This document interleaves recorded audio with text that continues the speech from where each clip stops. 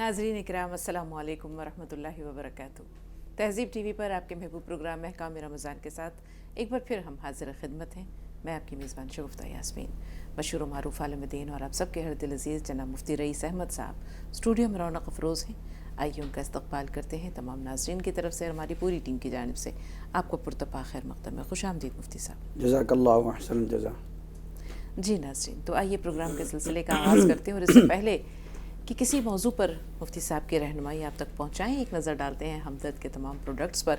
लेकिन इससे पहले वो तमाम बुनियादी उसूल जिन पर हमदर्द की साख, इसका एतबार, लोगों के दिलों में इसकी मोहब्बत, भरोसा कायम है, उसके बारे में आपको बताते चलते हैं। जी नाज़रीन, हमदर्द इसके बुनियादी जो उसूल हैं उनमें सबसे पहले प्योरिटी है, यानी तो ये खालिस अज्जा का इंतखाब करते हैं और उन्हीं से ये अपने मसनूआत को बनाते हैं, तैयार करते हैं।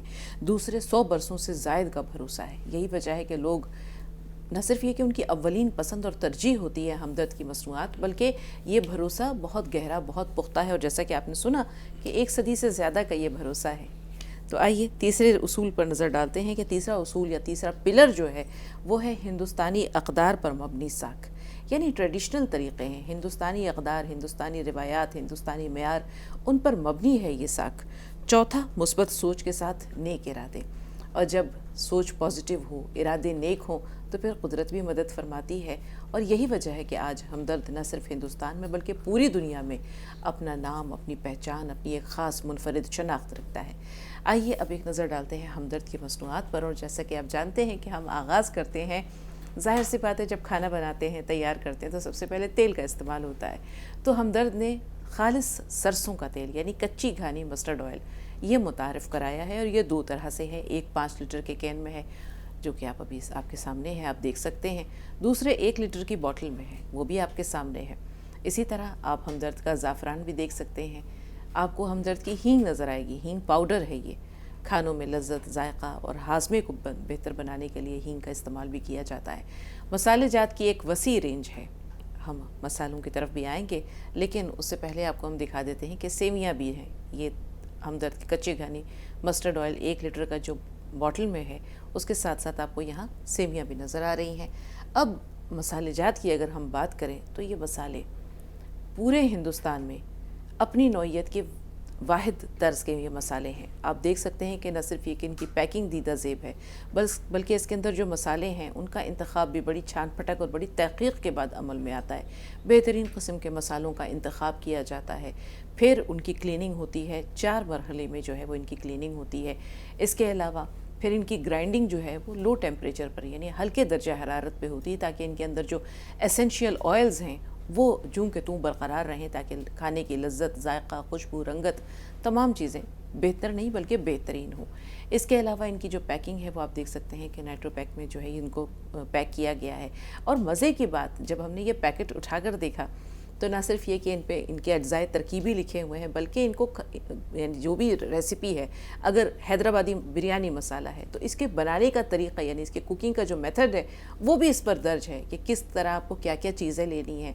प्याज, लहसुन, अदरक, धनिया की पत्ती या चावल, दही, टमाटर, जो चीज़ें जो भी इस्तेमाल होंगी उनकी भी बराबर तमाम मकदार इसमें जो है वो दर्ज है। और उसके बाद किस तरह इन मसालों को कब और किस मकाम पर ऐड करना है, किस तरह लो फ्लेम पे पकाना है, कब आंच बढ़ानी है, ये सारी चीज़ें इसके अंदर दर्ज हैं। तो मसालों के बाद आइए अब हम चलते हैं मशरूबात की जानिब। मशरूबात में आप देख सकते हैं ग्लूकोज डी आपके सामने है, नीचे हनी भी नज़र आएगा, शहद, खालिस शहद है। और मार्केट में जो जितने भी तरह के शहद दस्तयाब हैं उनमें अपनी क्वालिटी के एतबार से ये जो शहद है ये नंबर 1 है।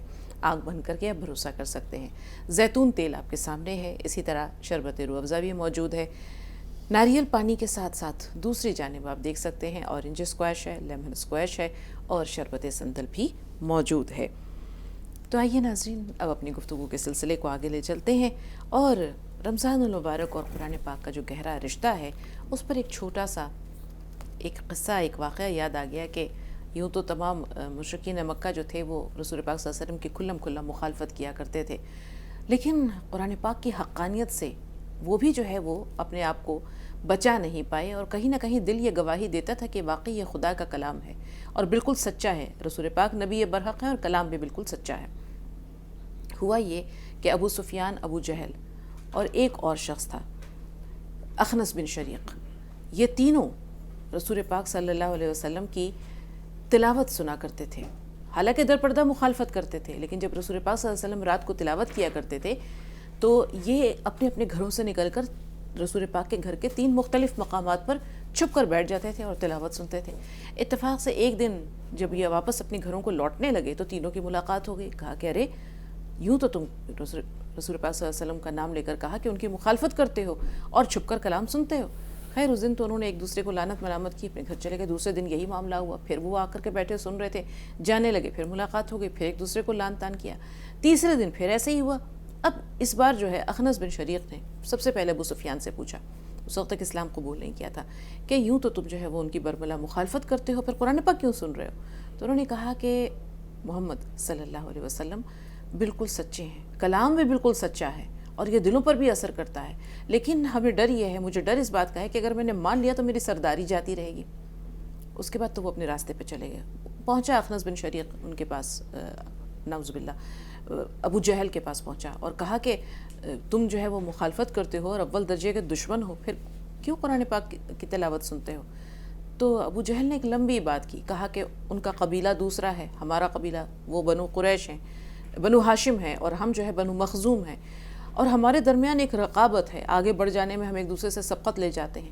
اب اگر میں نے ان کی بات مان لی تو پھر تو ہماری سبقت پیچھے رہ گئی نا، اسی لیے میں بات نہیں مانتا۔ لیکن بات بالکل سچی ہے اور دل پر اثر کرتی ہے۔ تو مفتی صاحب بات ساری یہ ہے کہ یہ بات ان کے دلوں پر اثر کرتی تھی جو کہ زبان جانتے تھے، جی ہم زبان نہیں جانتے ہیں، لیکن کوشش کرتے ہیں، ترجمہ بھی پڑھتے ہیں، پھر یہ ہماری زندگیوں میں کیوں نہیں اترتا؟ کچھ لوگ کہتے ہیں کہ گناہوں کا زنگ جو ہے وہ جم جاتا ہے، تو گناہوں کا زنگ جب جم جاتا ہے تو اس کو اتارا کیسے جائے؟ دیکھیے جو آپ نے آخر میں بات کہی ہے قرآن کریم کے تعلق سے کہ زنگ لگ جاتا ہے اور قرآن کریم کی تلاوت نہیں ہو پاتی ہے، تو قرآن کریم کی میں ایک سورہ ہے جس کو سورہ ابراہیم کے نام سے یاد کیا جاتا ہے۔ تو جو اس کی سورہ ابراہیم کی جو پہلی آیت کریمہ ہے اس کے اندر اللہ نے فرمایا الف لام را کتاب انزلناہ الیک لتخرج الناس من الظلمات الی النور، کہ یہ جو قرآن مقدس ہے یہ ایسی کتاب ہے کہ لوگوں کو تاریکیوں سے نکال کر روشنی کی طرف لانے والی کتاب ہے۔ تو اگر دلوں پر زنگ لگ جاتا ہے یا دلوں میں گناہوں کا اثر زیادہ ہو جاتا ہے یا گناہوں میں دل بالکل جو ہے ڈوب جاتا ہے، مستغرق ہو جاتا ہے، تو قرآن کریم کی تو یہ صفت ہے کہ قرآن کریم جو ہے ان جو ہے زنگ کو دور کرتا ہے، اور جو ہے جو لوگ گمراہی میں ہوتے ہیں یا گناہوں کی تاریکیوں میں ہوتے ہیں، تو قرآن کریم کی یہ صفت ہے کہ قرآن کریم لوگوں کو تاریکیوں سے نکال کر روشنی کی طرف لاتا ہے۔ یہ تو ہماری ہی مطلب یہ کہ آپ اس کو بد نصیبی بھی کہہ سکتے ہیں، بدقسمتی بھی کہہ سکتے ہیں کہ ہم جو ہے قرآن کریم کی تلاوت نہیں کرتے۔ قرآن کریم کی تلاوت اس لیے نہیں کرتے کہ قرآن کریم کو ہم جانتے نہیں۔ اچھا، قرآن کریم کو جانتے اس لیے نہیں کہ ہم قرآن کریم کے حلقوں میں بیٹھتے ہی نہیں، قرآن کریم کو ہم سمجھنے کی کوشش ہی نہیں کرتے۔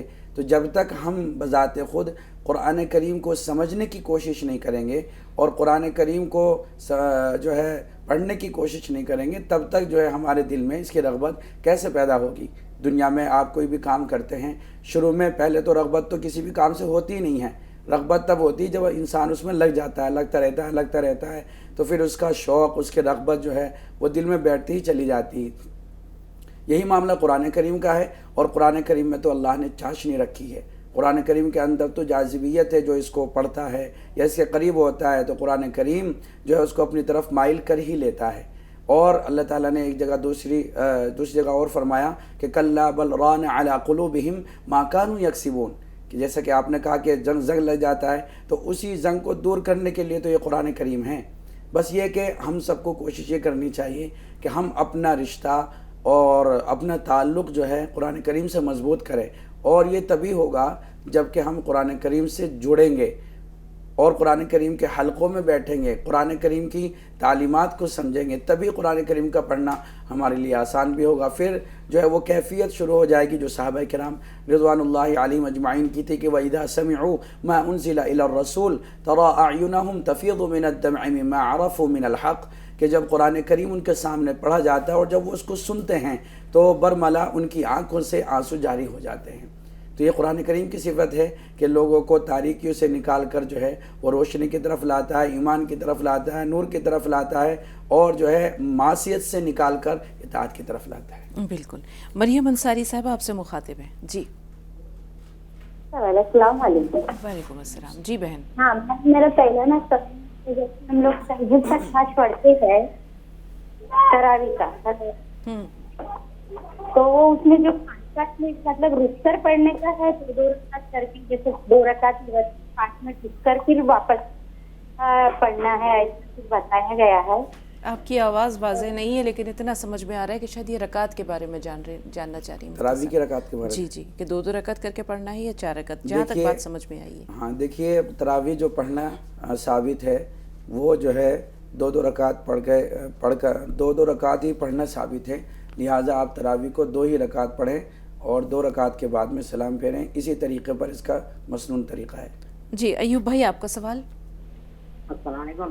وعلیکم السلام جی ایوب بھائی۔ 2 سوال تھے باقی۔ جی ایوب بھائی بتائیے۔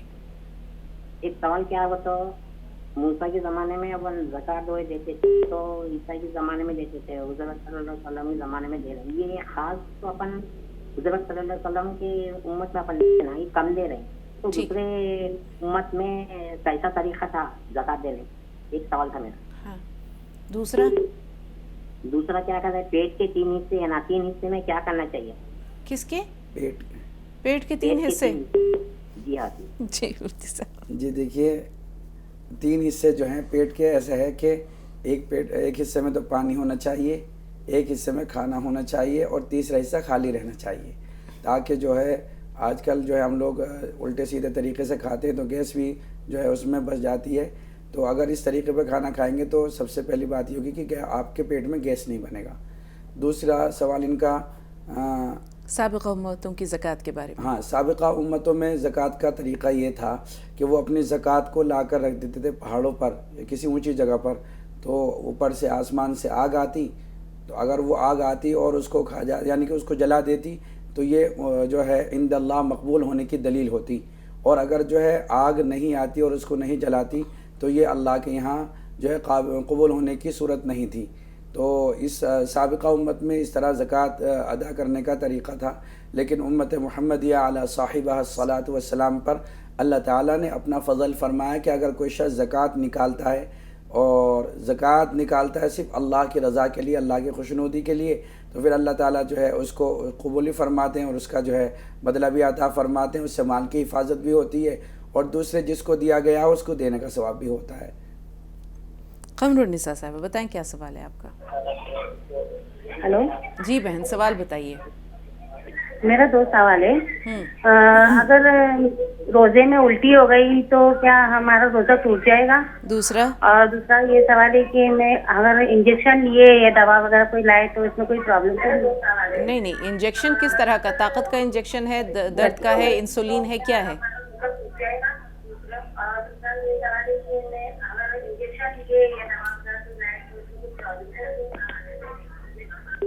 شاید انہوں نے جو ہے بات بتائی نہیں مکمل، لیکن چونکہ پہلا سوال ان کا سمجھ میں آ گیا تھا تو پہلے سوال کا جواب یہ ہے کہ اگر الٹی ہو جائے خود بخود، چاہے وہ منہ بھر کر ہی کیوں نہ ہو، تو اس سے روزہ نہیں ٹوٹتا ہے، روزے میں کوئی فساد نہیں آتا ہے۔ دوسرا سوال ان کا جو تھا وہ انہوں نے صحیح طریقے پر بتایا نہیں، لیکن بہرحال یہ کہ روزے میں انجیکشن لگانے سے روزہ نہیں ٹوٹتا ہے، کیونکہ براہ راست روزے کے ذریعے سے معدے میں دوائی نہیں جاتی ہے۔ جی زیب النساء صاحبہ آپ بتائیے آپ کا سوال کیا ہے؟ السلام علیکم۔ وعلیکم السلام جی۔ ہماری بیٹی 5 مہینے عمل میں ہیں، انہوں روزہ رکھتے ہیں، 5 بار ہم روزہ بھی رہی، روزہ رکھنا نہیں کو بولتے ہیں، تکی جا کے نہیں کیا وہ بولو؟ دیکھیے 5 مہینے اگر ہیں تو اس میں روزہ اگر وہ رکھ رہی ہیں، ان کی صحت پر کوئی اثر نہیں پڑ رہا ہے تو روزہ رکھنا چاہیے، روزہ نہیں چھوڑنا چاہیے، چونکہ والدین کے یعنی بالخصوص والدہ کے نیک اعمال کا اثر بچے پر جاتا ہے. حمل کے زمانے میں اگر نیک اعمال آپ کرتے ہیں تو نیک اعمال کا اثر بچے میں پیدا ہوتا ہے, پھر اس کے بعد میں بچہ نیک صالح پیدا ہوتا ہے, تو لہٰذا روزہ رکھنا چاہیے. فی الحال کوئی کالر نہیں ہے مفتی صاحب. جی, اب جیسے انہوں نے کہا کہ عموماً خواتین روزے چھوڑ دیتی ہیں کہ بچے کی صحت متاثر ہو گئی, لیکن جیسے آپ نے کہا کہ نیک اعمال, ایسی بہت ساری روایات سلف صالحین میں موجود ہے کہ وہ والدہ چونکہ نیک اعمال کرتی تھیں, لہٰذا بچوں کی جو زندگیاں تھیں اس پر بھی اس کے مثبت اثرات جی ہاں بالکل مرتب ہوتے ہیں. جی ہاں, کہیں ہم نے بھی پڑھا ہے, کہیں واقعات پڑھے کہ بزرگوں کے ایسے واقعات بھی ہیں کہ ان کی والدہ جتنا قرآن کریم کی تلاوت کرتی تھی اس زمانے میں, اتنے پاروں کا وہ بچہ حافظ ہو کر کے دنیا کے اندر آیا, کہ ان کو ان پاروں کا حفظ کرنے کی جو ہے ان کو ضرورت ہی نہیں پڑی, کیونکہ والدہ نے اتنا قرآن کریم پڑھا, اتنا قرآن کریم پڑھا کہ وہ بچے کو بھی ازبر یاد ہو گیا. تو بعض بچے جو ہے بہت جلد, یعنی کہ 5 سال کی عمر میں, 6 سال کی عمر میں بچے حافظ بھی ہو جاتے ہیں, یہ سننے کو بھی ملتا ہے. تو یہ اسی وجہ سے کہ والدین جو ہیں قرآن کریم کے پڑھنے کا اہتمام کرتے ہیں, تو پھر اس کا اثر جو ہے وہ بچے کے اندر آتا ہے. تو لہٰذا نیک اعمال اس زمانے میں کرنا چاہیے, اور بالخصوص جو ہے ایک تو نظروں کی آپ جو ہے بہت زیادہ حفاظت کریں اس زمانے میں, اور دوسرے یہ ہے کہ نمازوں کی پابندی کریں اور استغفار کی کثرت بھی کریں اور زیادہ سے زیادہ قرآن کریم کی تلاوت بھی کریں, تو انشاءاللہ اس نیک اعمال کا اثر بچے پر جاتا ضرور ہے. انور جاوید صاحب ہیں اورنگ آباد سے. جی انور بھائی کیا سوال ہے؟ انور جاوید صاحب ہمیں سن پا رہے ہیں؟ جی آواز آ رہی ہے, میری آواز آ رہی ہے آپ کو؟ بالکل آ رہی ہے انور بھائی, جی فرمائیے کیا سوال ہے؟ جی السلام علیکم ورحمۃ اللہ وبرکاتہ. وعلیکم السلام ورحمۃ اللہ. جی اللہ تعالیٰ آپ کی پوری ٹیم کو سلامت رکھے اور آپ لوگوں کو سلامت رکھے. میرا سوال بھی اس طرح ہے, اگر کوئی شخص تمام امت مسلمان کی دنیا اور آخرت کی خیر کے لیے دعا کرتا ہے تو اس کو کتنا ثواب ہے, اس روشنی ڈالیے. السلام علیکم ورحمۃ اللہ وبرکاتہ. جی اچھا سوال ہے. دیکھیے, اگر کوئی شخص کسی کی خیر خواہی کے لیے یا امت کی خیر خواہی کے لیے دعا کرتا ہے, تو حدیث پاک میں ہے کہ اللہ تعالیٰ اس کے پیچھے ایک فرشتہ لگاتے ہیں, تو یہ دوسرے کے لیے دعا کرتا ہے, تو وہ فرشتہ جو ہے اس کے لیے دعا کرتا ہے کہ اللہ تعالیٰ جو دوسرے کے لیے دعا کر رہا ہے, پہلے اللہ تعالیٰ اس کو وہ چیز عطا فرما. اور ظاہر سی بات ہے, جب آج آپ کسی کے لیے خیر خواہی کا کام کریں گے اور کسی کو کسی کے لیے نفع رسانی کا آج آپ کام کریں گے, تو کل آپ کے لیے بھی کوئی نہ کوئی جو ہے نفع رسانی کا کام کرے گا, آپ کو نفع پہنچانے کے لیے کوئی کار خیر آپ کے لیے بھی کرے گا. تو اس عمل کا بدلہ اللہ تعالیٰ دنیا میں ہی دے دیتے ہیں, آخرت میں تو جو اللہ تعالیٰ اس کا بدلہ عطا فرمائیں گے وہ تو الگ ہی ہے. لیکن بہرحال چونکہ آپ نے جو ہے فضیلت کے بارے میں سوال کیا ہے, تو اس کا جواب یہی ہے کہ جو شخص دوسروں کے لیے دعا کرتا ہے, پہلے وہ چیز اللہ تعالیٰ اس کو عطا کرتا ہے. عائشہ صاحب آپ کا سوال. ہلو السلام علیکم. وعلیکم السلام. جی بہن. جی میرے دوست سوال ہے. جی وضو بنانے پر سر پہ دوپٹہ رہنا چاہیے کیا؟ دوسرا اور کھڑے ہوئے وضو ہو جائے گا, کھڑے ہوئے بنائے تو وضو ہو جائے گا؟ ٹھیک ہے, جواب سنیے. دیکھیے, وضو کرتے وقت دوپٹہ ہونا چاہیے سر پر, کیونکہ آپ وضو کرنا بھی چونکہ ایک عبادت میں شامل ہے, تو لہٰذا جب آپ وضو کریں تو سر پر دوپٹہ رکھیں. وہ صرف مسح کے وقت میں آپ تھوڑا سا دوپٹہ اپنے سر کے اوپر سے ہٹا سکتے ہیں. تو اس طریقے پر آپ جو ہے وضو کریں. دوسرا سوال کیا ہے ان کا؟ کھڑے ہو کر وضو. اچھا, کھڑے ہو کر کے دیکھیے, کھڑے ہو کر کے بھی وضو ہو جاتا ہے, لیکن چونکہ سنت کے خلاف ہے. جناب نبی کریم علیہ الصلاۃ والسلام کا عمل یہ تھا کہ آپ جو ہے بیٹھ کر کے وضو فرماتے اور اونچی جگہ بیٹھ کر کے وضو فرماتے, تاکہ جو ہے جو مائع مستعمل ہے اس کی چینٹیاں جو ہے نہ تو کپڑوں پر آئیں نہ بدن پر آئیں, تو اس لیے بیٹھ کر ہی وضو کرنا چاہیے. قمر النساء صاحبہ کیا سوال ہے آپ کا؟ السلام علیکم. وعلیکم السلام. جی بہن. ہاں, ہمیں عشاء کی نماز پڑھ کے تراویح نماز پڑھ کے واجب کی نماز پڑھ کے تہجد کی نماز پڑھ سکتے ہیں کیا؟ نہیں, تہجد کی نماز پڑھ کے واجب الوتر نماز ادا کر سکتے ہیں, بتا دیجیے. واجب کا وطر, شاید وطر کی بات کر رہی ہیں. ہاں واجب الوتر نماز. واجب کی نماز دیکھیے کون سی واجب کی نماز؟ وطر کی بات کر رہی ہیں؟ ہاں وطر کی, واجب الوتر. ہاں وطر واجب اللیل ہوتا ہے نا, اس کی نیت میں کہتے ہیں وطر واجب اللیل. اچھا جی دیکھیے, انہوں نے سوال کیا ہے کہ وطر کی نماز جو ہے عشاء کی نماز کے بعد پڑھ سکتے ہیں. نہیں تو ظاہر سی بات ہے, عشاء کی نماز یعنی فرائض کے بعد میں جو ہے وطر کی نماز پڑھی جاتی ہے اور نیت بھی کی جاتی ہے واجب اللیل اس طریقے سے. تو اس طریقے سے نیت کر کے جو ہے وطر کی نماز پڑھی جا سکتی ہے اور پڑھی جاتی ہے. طریقہ بھی اس کا یہی ہے. کالر ہے فون لائن پر؟ فی الحال کوئی کالر نہیں ہے. جی مفتی صاحب، بات ہو رہی تھی قرآن پاک کے اعجاز کی، ہم اسے اعجاز ہی کہیں گے. حضرت عمر فاروق کے قبول اسلام کا واقعہ ہمارے سامنے. ایسے بہت سارے واقعات ہیں جس میں ہم دیکھتے ہیں کہ ایک پل میں دل کی دنیا اللہ تعالیٰ بدل دیتا ہے. تو یہ جو اعجاز ہے، وہ لوگ جو حافظ قرآن ہیں ان پر کیا اللہ تعالیٰ کا خاص کرم تو ہوتا ہی ہے، لیکن ان کے شب و روز کیسے منور ہوتے ہیں، ان کی پوری زندگیاں کیسی گزرتی ہیں؟ دیکھیے، حافظ قرآن بننے کے بعد میں چونکہ یہ تو اللہ کا ایک خاص انعام اور تحفہ ہے. اللہ تعالیٰ جس بندے سے محبت کرتے ہیں اس کے دل میں اپنے کلام کو بسا دیتے ہیں، اور کیوں نہ ہو، ایسا ہونا بھی چاہیے. دنیا میں ان کی جو ہے عزت کو دیکھ کر کے یہ بات سمجھ میں آ جاتی ہے کہ اللہ تعالیٰ ان کے شب و روز کیسے منور کرتا ہے. کہ سب سے پہلے تو اللہ تعالیٰ اپنا نام ہی ان کو دے دیتا ہے. حافظ جو ہے یہ اللہ تعالیٰ کا نام ہے، لیکن جب قرآن کریم کو سینے میں بسا لیا جاتا ہے تو سب سے پہلے اب جو اس کا نام تھا اب اس نام سے نہیں پکارا جاتا، اس کو حافظ سے پکارا جاتا ہے. لہٰذا اگر حافظ قرآن چاہے تو قرآن کریم کی تلاوت کر کے اپنی پوری زندگی کو نور سے منور کر سکتا ہے، اور قرآن کریم کی تلاوت سے جو ہے اپنی زندگی میں ترقی لا سکتا ہے. لیکن چونکہ ہم یہ دیکھتے ہیں کہ جو لوگ قرآن کریم کو صحیح طرز پر سیکھے ہوئے ہوتے ہیں، تجوید کے ساتھ میں، مخارج کے ساتھ میں، اور ایسے حفاظ کرام جو قرآن کریم کے کو صحیح پڑھنے کا اہتمام کرتے ہیں، تو ان کی زندگیوں میں اور ان کے چہروں پر الگ ہی رونق ہوتی ہے، الگ ہی حشاش و بشاش ان کا چہرہ چمکتا ہے. اسی طریقے پر جب وہ قرآن کریم کو حاصل کیے ہوئے ہوتے ہیں اور تلاوت کرتے ہوئے ہوتے ہیں، تو وہ جب کسی بھی کام میں جاتے ہیں تو اللہ تعالیٰ جو ہے ان کے کام میں ترقی بھی عطا فرماتا ہے. اس لیے آج کل ہم یہ دیکھ رہے ہیں کہ بعض اسکول اور کالجز ایسے بھی ہیں کہ وہ ان کی جو ہے ان کی جو مانگ ہے وہ یہ ہے کہ بچہ حافظ قرآن ہونا چاہیے.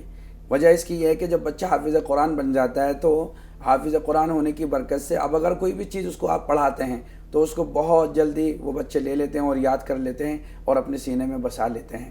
تو جہاں دنیا میں ان تمام اعجاز جو ہے حافظ قرآن کو اللہ تعالیٰ عطا کرتا ہے، آخرت میں تو اللہ تعالیٰ عطا کرے گا ہی، لیکن دنیا میں جو ہے اللہ تعالیٰ یہ اعجاز عطا کرتا ہے کہ کہیں بھی جائے وہاں عزت ہوتی ہے. اور اگر انسان چاہے تو اپنی قرآن کریم کی تلاوت کے ذریعے سے اپنی نماز میں طوالت بھی کر سکتے ہیں، اپنی نماز کو لمبا بھی کر سکتے ہیں، اس میں قرآن کریم کی تلاوت زیادہ کر سکتے ہیں. اور اسی طریقے پر جو ہے چلتے اور پھرتے، اٹھتے، بیٹھتے، جہاں بھی جائیں وہاں قرآن کریم کو آپ پڑھ سکتے ہیں. یہ جو ہے اعجاز ہے دنیا میں حافظ قرآن کے لیے. جزاک اللہ مفتی صاحب. فرزانہ خاتون ہمارے ساتھ فون لائن پر ہے. جی بتائیے بہن، سوال کیا ہے؟ جی السلام علیکم. وعلیکم السلام ورحمۃ اللہ وبرکاتہ. جی فرزانہ صاحبہ، کیا سوال ہے؟ جی آپ لوگ خیریت سے ہیں؟ جی الحمدللہ. ہاں، مفتی صاحب سے میری 3 سوال ہے اور ایک سوال آپ سے ہے میری. آج میری یہ سوال ہے، آج میں صبح سنی تھی جب آپ میرا نام لیے تھے نا، میں بہت خوش ہوئی، بہت خوش ہوئی.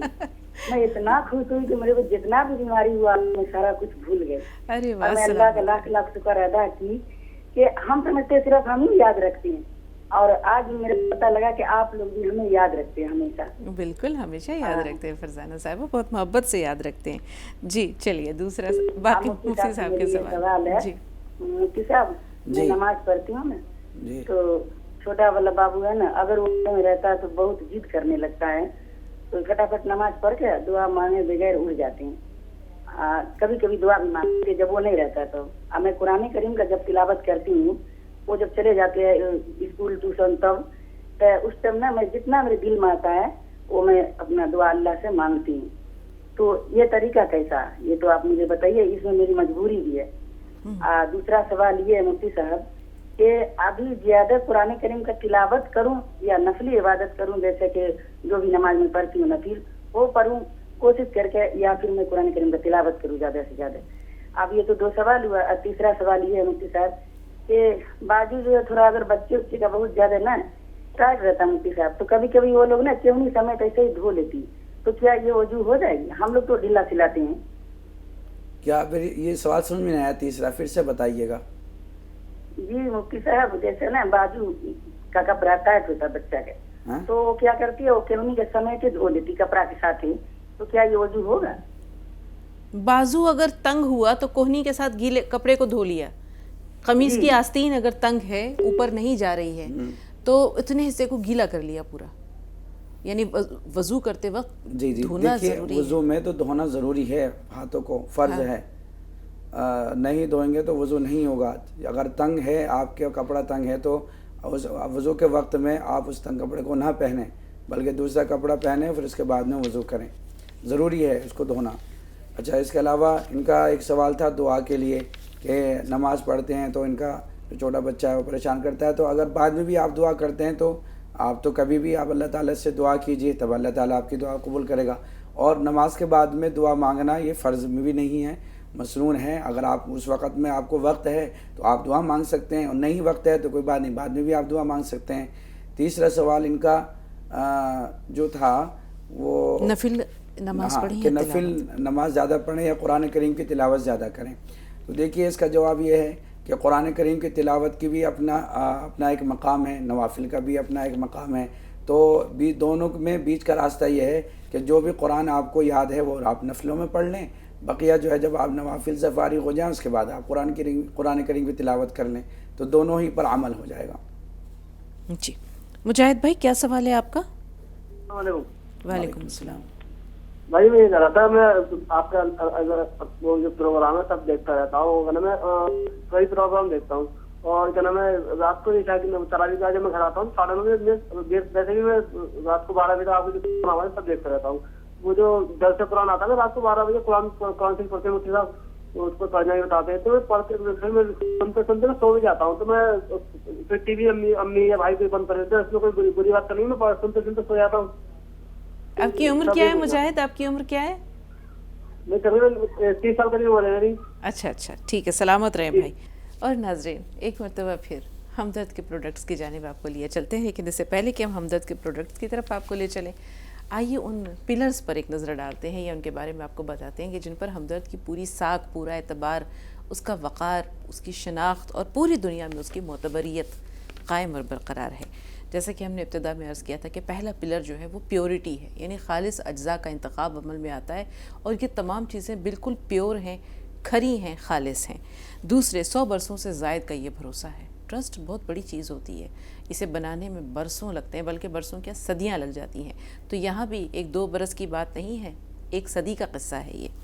हिंदुस्तानी अक़दार पर मबनी साख है, यानी ट्रेडिशनल तरीक़े से ये तमाम चीज़ें तैयार हुई हैं जो खालिस हिंदुस्तानी हैं।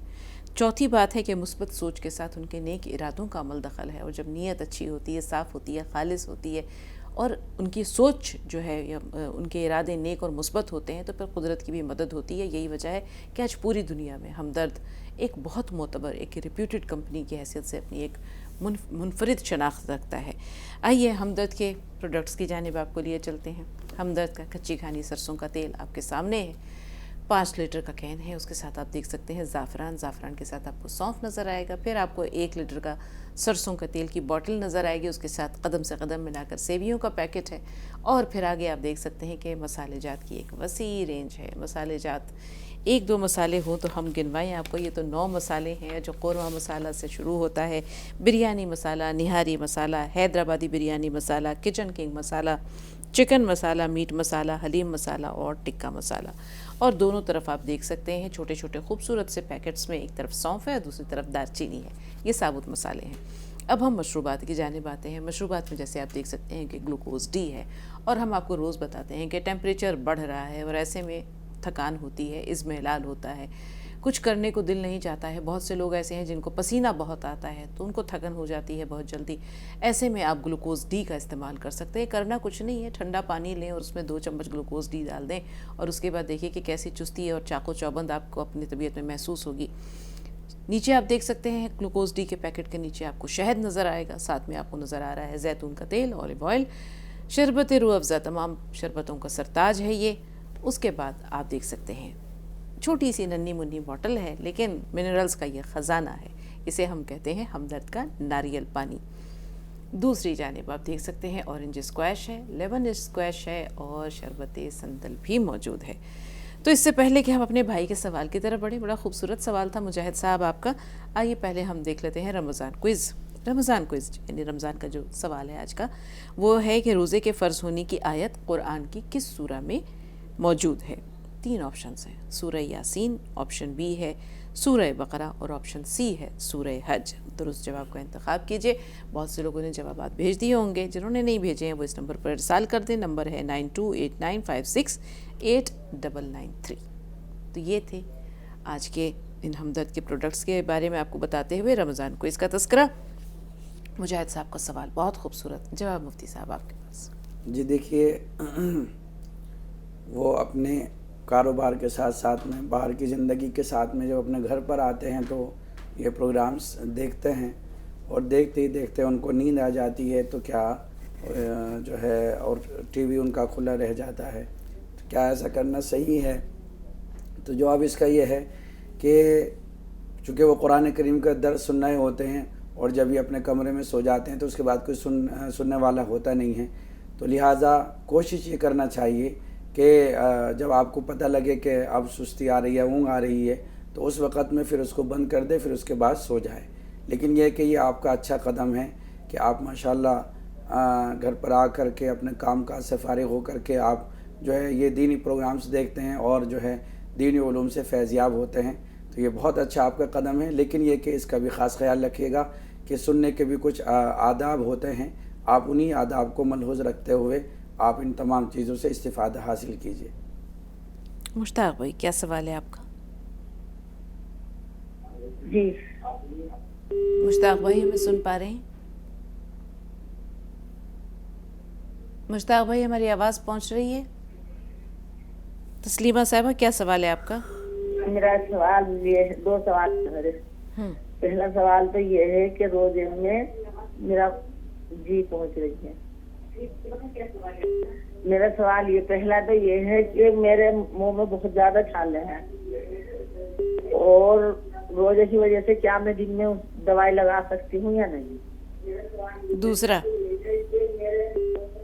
سوال یہ ہے کہ جیسے ہم وتر نماز پڑھتے ہیں تو اسے وسیع تہجد میں اگر ادا کی جائے تو سنا ہے کہ اس کا ثواب زیادہ ملتا ہے. سوال پہنچا مفتی صاحب؟ جی ٹھیک ہے. دیکھیے ان کا دوسرا ہی سوال لے لیتے ہیں. دیکھیے بعض لوگوں کا یہ طریقہ ہوتا ہے کہ بعض لوگوں کا کیا آپ علیہ الصلوۃ والسلام کا معمول یہ تھا کہ وطر کو جو ہے وہ تہجد میں ادا کیا کرتے تھے. تو اگر آپ کو اپنے نفس پر اور اپنی نیند پر جو ہے قابو ہے اور آپ اپنی نیند کو اس طرح کر سکتے ہیں کہ آپ اپنی نیند سے تہجد کے وقت میں بیدار ہو سکتے ہیں تو وطروں کا تہجد میں پڑھنا ہی زیادہ اچھا ہے، زیادہ بہتر ہے، ثواب کا باعث ہے. کیونکہ واجب نماز ہے، واجب نماز کو آپ تہجد میں ادا کریں گے تو تہجد کا بھی آپ کو جو ہے وہ ثواب ملے گا اور واجب کو ادا کرنے کا بھی آپ کو ثواب ملے گا. دوسرا یہ کہ ان کے منہ میں جو ہے وہ چھالے ہیں. تو دیکھیے چھالے ہوتے ہوئے آپ روزے کی حالت میں تر دوائی اندر نہیں لگا سکتے، کیونکہ جب تر دوائی آپ لگائیں گے تو اس کی تراوٹ حلق میں اور ذائقہ ضرور جائے گا، تو ظاہر سی بات ہے اس سے روزہ آپ کا ٹوٹ جائے گا. بالکل. تسلیمہ صاحبہ پروگرام دیکھنا نہ چھوڑیے گا. موقع ملا تو آپ کو ایک ہم بہت اچھا مجرب ٹوٹکا بتائیں گے. اکثر میری والدہ کا منہ پک جایا کرتا تھا تو وہ کیا کرتی تھی ضرور بتائیں گے، سنیے گا. مشتاق صاحب سے بات کر رہے ہیں، پھر آتے ہیں اس سوال کی طرف. جی مشتاق بھائی کیا سوال ہے؟ جی السلام علیکم. وعلیکم السلام. جی میڈم میرا مفتی صاحب سے ایک سوال ہے کہ اقامت پڑھتے ہیں نماز کے اقامت اس میں بولتے ہیں تو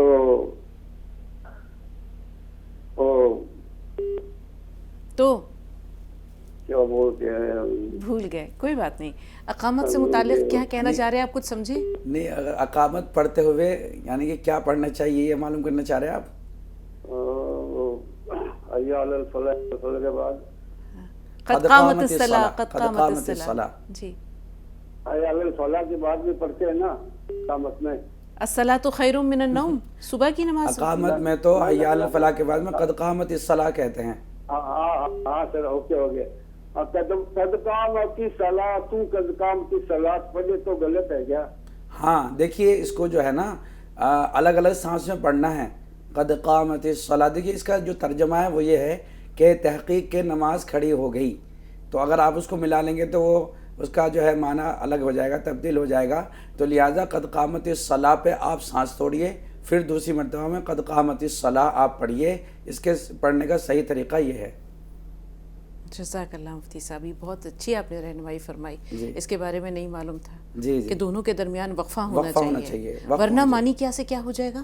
مانا دیکھیے مطلب یہ ہے کہ نماز کھڑی ہو گئی، تو جب نماز کھڑی ہو گئی تو مطلب پورا ہو گیا نا، ٹھہر جانا چاہیے. اب اگر جو ہے دوبارہ سے آپ اس کو ملا لو گے تو پھر وہ مطلب دوسرے میں جا کے دوسرے جملے میں جا کے جڑ جائے گا. تو وہ کیا ہو جائے گا؟ وہ یہ ہو جائے گا کہ نماز کھڑی ہو گئی تو اس کا پتہ نہیں چلے گا کہ کیا آپ کہنا چاہ رہے ہیں. وقفے سے بات سمجھ میں آ جاتی ہے، لیکن یہ ہے کہ یہاں پر سانس توڑنے کا حکم ہے. جی. اب صبح کے بھی دو سوالات شبانہ صاحبہ کے موجود ہیں، لیکن تسلیمہ صاحبہ کو چھالوں کا ہوگا کہ وہ ٹوٹکا کیا ہے. میری والدہ کا جو منہ تھا وہ اکثر اسی طرح پیٹ کی گرمی کی وجہ سے جو پک جایا کرتا تھا. تو ایک چیز آتی ہے جس کو ساگودانہ کہتے ہیں.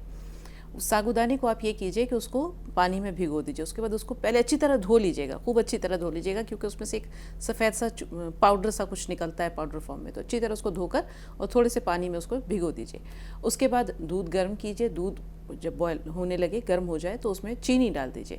پھر اس میں تھوڑا سا اگر آپ کے پاس کسٹرڈ پاؤڈر ہے تو وہ ٹھنڈے پانی میں اس کو مکس کر کے اس گرم دودھ میں ڈال کر کے اس کو ہلکا ہلکا اس وقت تک چلائیے جب تک اس میں وہ مکس نہ ہو جائے، اس میں گٹھلیاں نہیں آنی چاہیے. پھر آپ یہ سابودانہ اس میں ڈال سکتی ہیں. سابودانہ لیکن ٹھنڈا ہونے کے بعد ڈالیے گا، ورنہ وہ ایک دوسرے میں جم جائے گا. یا تو آپ اس کو جب اسٹرین کریں، چھانیں، سابودانے کو الگ برتن میں بوائل کر کے اس کو چھان لینا ہے. جب یہ اس کے اوپر ٹھنڈا پانی ڈال دیجیے گا تاکہ یہ اس کے جو دانے ہیں وہ ایک دوسرے میں مکس نہ ہو جائیں.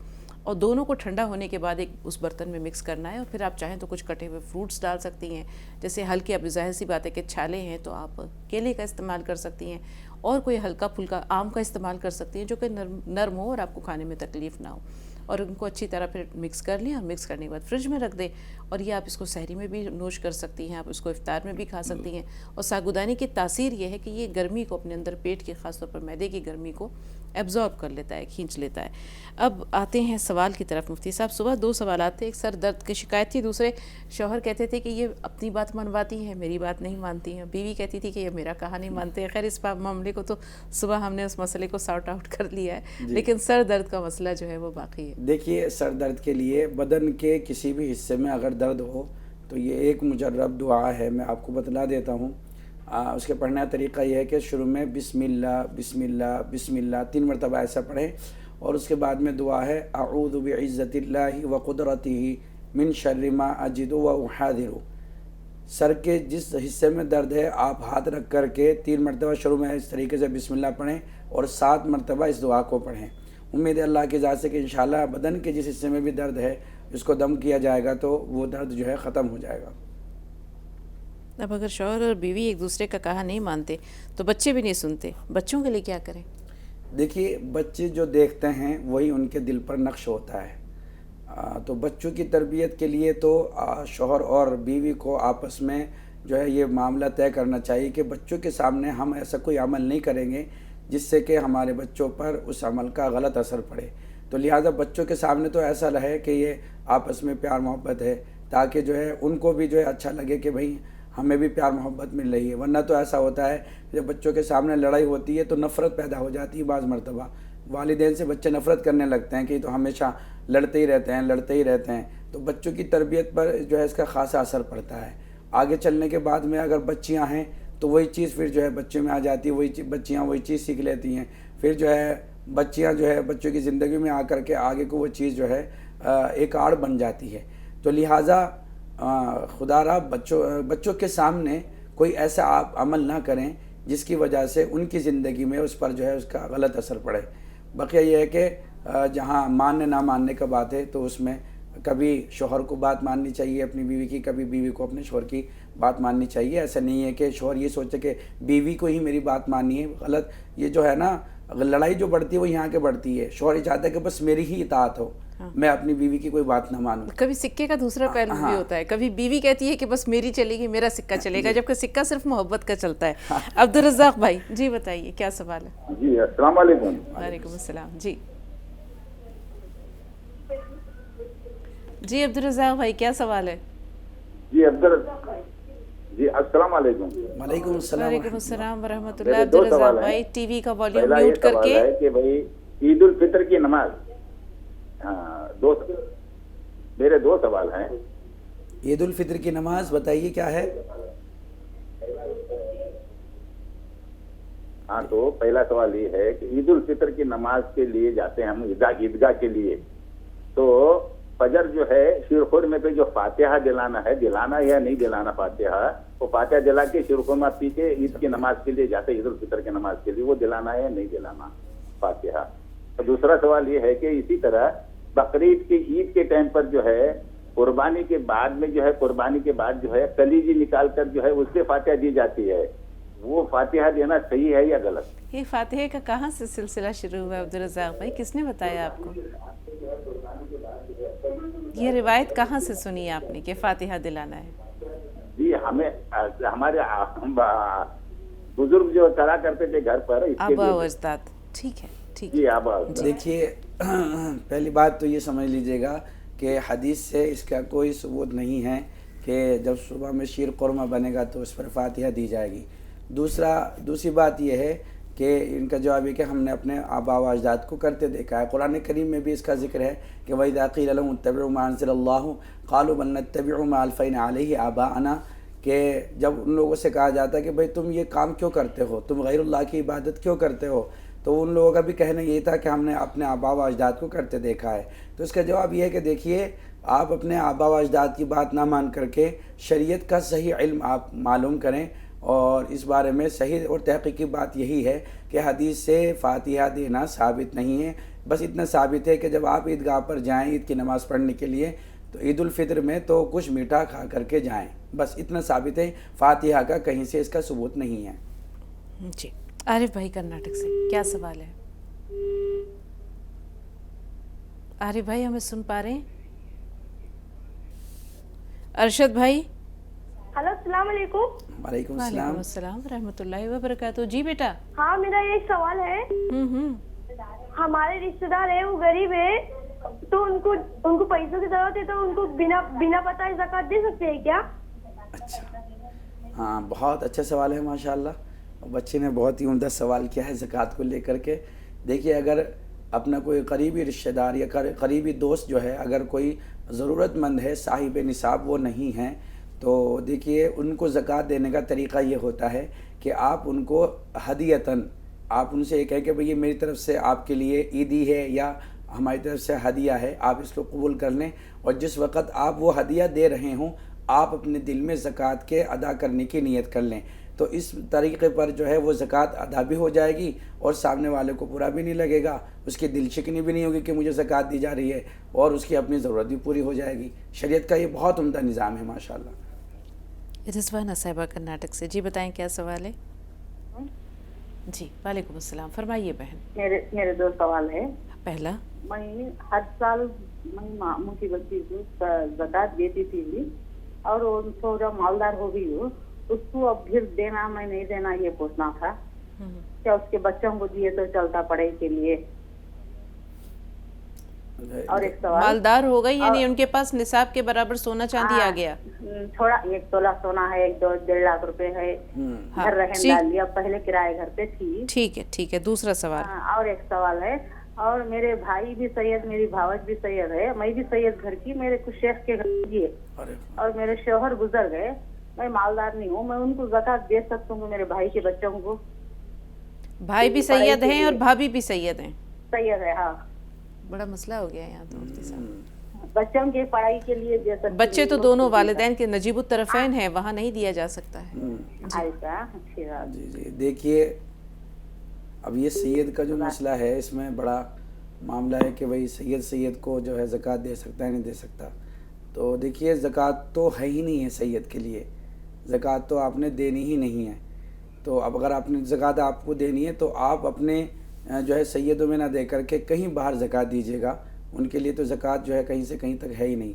दूसरी बात यह है कि ये किसी को ज़कात देती थी, अब लेकिन चूँकि उनके पास 1 तोला सोना हो गया है और 1.5 लाख 1 लाख रुपए के आसपास उनके पास कैश भी है, और मसला ये है कि अगर इस वक्त में किसी के पास 1 तोला सोना है और अगर उसके अलावा 1000 روپے کیش ہیں، ضرورت اصلیہ کے علاوہ اس کے پاس موجود ہیں، تو پھر وہ صاحب نصاب ہے، اس کو زکوٰۃ نہیں لگے گی بلکہ وہ زکوٰۃ ادا کرے گا۔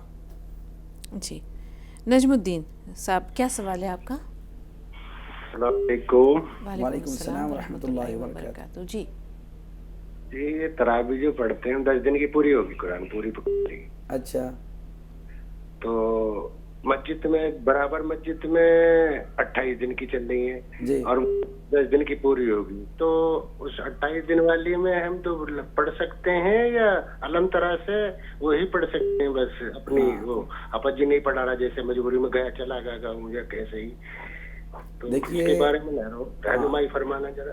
جی جی دیکھیے بہت اچھا سوال ہے، اور میں تو اس سوال پر یعنی جو یہ آپ نے سوال کیا اس بات پر میں نے آپ کے خوب بولا ہے، لوگوں نے ایک نظام بنا لیا ہے کہ 10 دن کا قرآن سن کر کے یا 5 دن کا یا 7 دن کا یا 12 دن کا قرآن سن کر کے وہ سمجھ لیتے ہیں کہ اب ہماری ذمہ داری پوری ہو گئی ہے۔ تو دیکھیے یہ بات آپ سمجھ لیجئے گا کہ اگر آپ نے قرآن کریم 10 دن میں سن لیا ہے تو آپ کی ابھی ذمہ داری پوری نہیں ہوئی ہے، قرآن ہی صرف آپ کا مکمل ہوا ہے، تراویح آپ کے مکمل نہیں ہوئی ہے۔ تراویح آپ مکمل پڑھیں اور علم طرح سے تراویح نہ پڑھیں، کیونکہ علم طرح سے پڑھنے کا کوئی ثبوت ہمیں ملتا نہیں ہے روایت میں کہ جو علم طرح سے جو ہے وہ تراویح پڑھی گئی ہوں، بلکہ یہ جو ہے کچھ زمانے اگر آپ پیچھے جائیں گے تو اس زمانے میں حفاظ نہیں ملا کرتے تھے، تو میاں جی ہوتے تھے گاؤں میں، وہ تھوڑا پڑھے ہوئے ہوتے تھے تو وہ جو ہے علم طرح سے پڑھا دیا کرتے تھے، اس زمانے میں نہیں ملتے تھے حفاظ کرام۔ لیکن جو ہے وہ تو ایک یہ ہے کہ ایک سنت ادا ہو جائے اس لیے کیا کرتے تھے، لیکن معاملہ یہی ہے کہ آپ نے اگر 10 دن کا قرآن سن لیا ہے تو آپ جو ہے ایسی ہی مسجد میں تراویح پڑھیں جہاں 28 دن کا یا 29 دن کا قرآن ہو رہا ہے۔ دل میں یہ بات نہ لے کر کے آئیں کہ ہمارا قرآن مکمل ہو گیا ہے، بلکہ آپ جو ہے سورہ تراویح سے نہ پڑھ سورہ علم طرح سے نہ پڑھ کر کے وہیں تراویح پڑھیں جہاں قرآن کریم کے ذریعے سے جو ہے تراویح ہو رہی ہے۔ رخسانہ صاحب احمد آباد سے، جی بتائیں کیا سوال ہے؟ رخسانہ صاحبہ ہمیں سن پا رہی ہیں؟ السلام علیکم۔ جی وعلیکم السلام۔ السلام علیکم۔ وعلیکم السلام۔ مولانا میرا یہ سوال ہے کہ جو میری 2 بہنوں کا میں نے نہیں کھلا کہ ایک کو کینسر ہو گیا، جی تو وہ اس کا آدمی نے اس نے محنت کر کے رکشا نے دلائی، پر اس کا آدمی 50 روپے نے لا کے دیتا، تو 2.5 لاکھ کا خرچہ ہے۔ مولانا کوئی ایسی مدد کرے، ایسا ہے تمہارے؟